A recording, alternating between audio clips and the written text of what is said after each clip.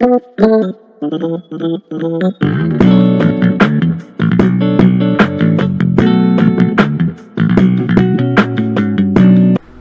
what's going on YouTube? This is your boy Kamen Spike back again once again today, people. Today we are for No.1 Sentai Gozyuger episode 13, and in this episode we get a little bit more backstory on Yellow's or Ryugi.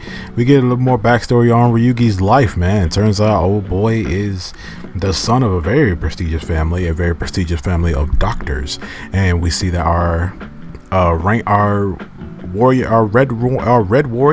Ranger warrior in this episode is his maid. Well, one of the maids that has served his family for generations, and her name is Shoko, and Shoko is here to bring him home. But apparently she didn't know that he has become a Gozyuger, and she doesn't know that he is like the Yellow Ranger and things like that.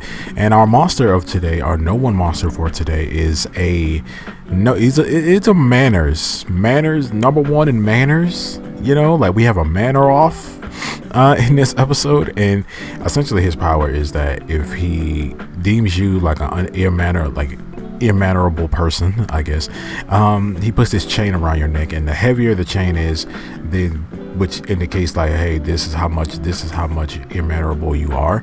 And the only way to really like get the chain off of you is to like do more things that, you know, be more mannerable, basically. So throughout the episode he's having these he's having this manner off with this No.1 monster, because he's basically the perfect one to do it, because out of all the Gozyuger, he is the best.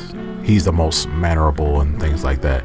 I would say Green has a lot of manners too, but you know, he is an old man, so like he has a lot of old ways of thinking, but he's pretty mannerable too. But Horu, this whole episode is just has this chain all around his neck. He can't get it off. He's the comedic relief of this episode technically, because like every time he does something, it's getting heavier and heavier throughout the episode. And the rest of our rangers aren't really to be seen at all. We see Green, Green's here a little bit, but Black and Blue are not around either. I guess they're off doing their own little thing and stuff.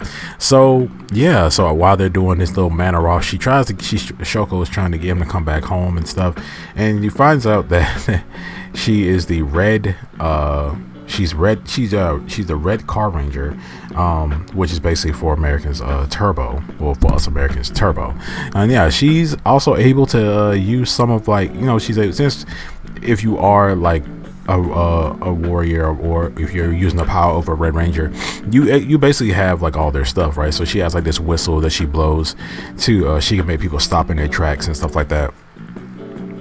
And when she does it, she calls out like safety laws and stuff, that, you know, safety laws and safety violations that you're doing. And but yeah, so when we get to the point where, like, yeah, we're fighting the No.1 monster, and the monster has captured like an older man, like an older gentleman, and he ends up putting him on and stuff.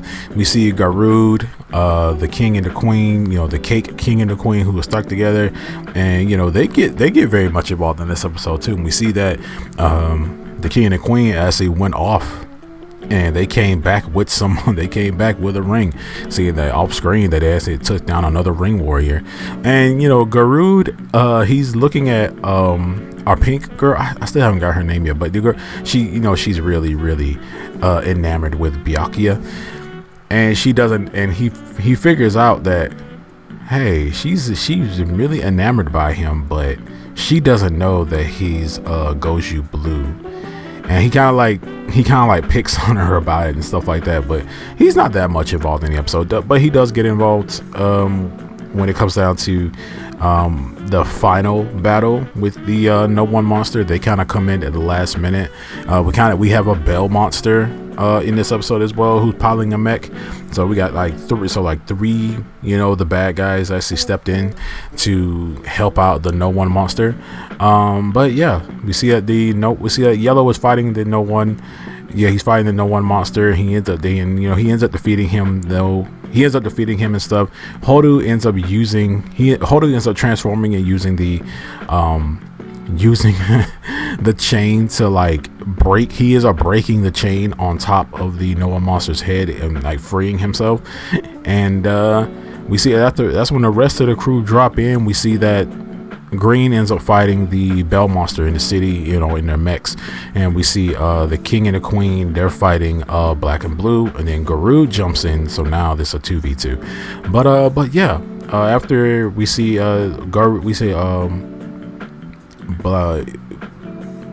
we see Yellow, he jumps in and helps out Hodu fighting the No.1 monster. He ends up having like kind of a heart-to-heart with Hodu, I guess, and then he ends up fighting the No.1 monster by himself. He kind of has like a heart-to-heart with the No.1 monster to a degree, but then the No.1 monster breaks out of it, and he's like, no, I'm the #1 in manners and stuff, you can't school me in manners. And then that's when Ryugi ends up taking him out with the hammer. He ends up playing ping pong with this thing, like he ends up throwing him, hits the wall. Yeah, he ends up hitting him with the hammer, and then he bounces off the wall, then he hits him again with the hammer at another angle. It looked really, really dope. But yeah, he ends up taking him out, and Ryugi wins. Then that's when Shoko pops up, and Shoko's like, she's like, I tried to get you to come back home, but now I find out you become such a troublemaker. And I'm like, how is he a troublemaker? He just destroyed this monster and got the ring and stuff like that. It was weird. But yeah, so for some reason she starts to like power up, and we see like this blood, you know, you see like the same, it was kind of like the same thing that happened to from last episode. We see that the guy's old boy's wife started to glow with this purple energy, and you know, she started to glow with like this purple fiery energy, and she ends up transforming. She's still in her ring form. She's still she's still Turbo Red. Well, yeah, Turbo Red, technically, Car Ranger Red. She still ends up being Turbo Red, but she's wearing like this really cool jacket. I want this jacket. She ends up wearing this really cool like coat, and then she has like a club. She has like a red club with like the nails sticking out of it, and she basically like becomes a delinquent. She starts talking like a delinquent. And yeah, she basically says, if you won't come home peacefully, now I'm just gonna beat you, take your ring, and drag you back home.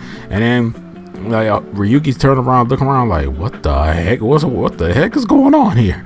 But yeah, episode ends off there. And next episode we're gonna see him fighting Shoko. And I don't think we're gonna have a monster next week. Probably not. But other than that, this was cool. I did like this episode. Got a little bit more backstory on where Ryugi comes from. I was really wondering what was his deal, like what are these characters like stories before they became what they were. And we kind of got that with everybody. Yeah, we sort of got that with everybody, and I guess Ryugi was next, and Ryugi got it. We kind of got signs of that from like a past episode when he was talking about you know, Byakuya brought up like, hey, can't you call your dad, get some money and stuff like that? And he was like, I don't intend to ask my father for anything. So it was like, yeah, so it was like, oh, okay, he must not like his dad or something. Like, what's going on with Ryugi? But yeah, I loved it. Like, Ryugi is like one of my favorite characters, even though he's kind of a jerk. But at the same time, I like dinosaurs. So, but yeah, man, this episode was cool. It's gonna be like a part 1 to like a little mini arc that we got going on here. But yeah, I kind of like how everybody was kind of in this episode. Like, everybody was involved, like stuff that it really didn't have nothing to do with them, but everybody was involved except for Fire Candle and our pink haired girl. But other than that, it was a lot of people involved in this episode. But other than that, this episode was cool. You guys let me know down in the comment section below what you guys think about this episode of #1 Sentai Gozyuger, and what you think about the whole backstory of Ryugi and where he comes from and stuff. What do you think of Shoko? What do you think of her dope freaking Car Ranger Red form? Because I know a lot of people finna cosplay that. That is prime good.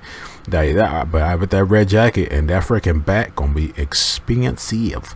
But other than that, I'm gonna see you guys next time. Make sure to like, share, subscribe, hit that notification bell. As I always say, stay henshined.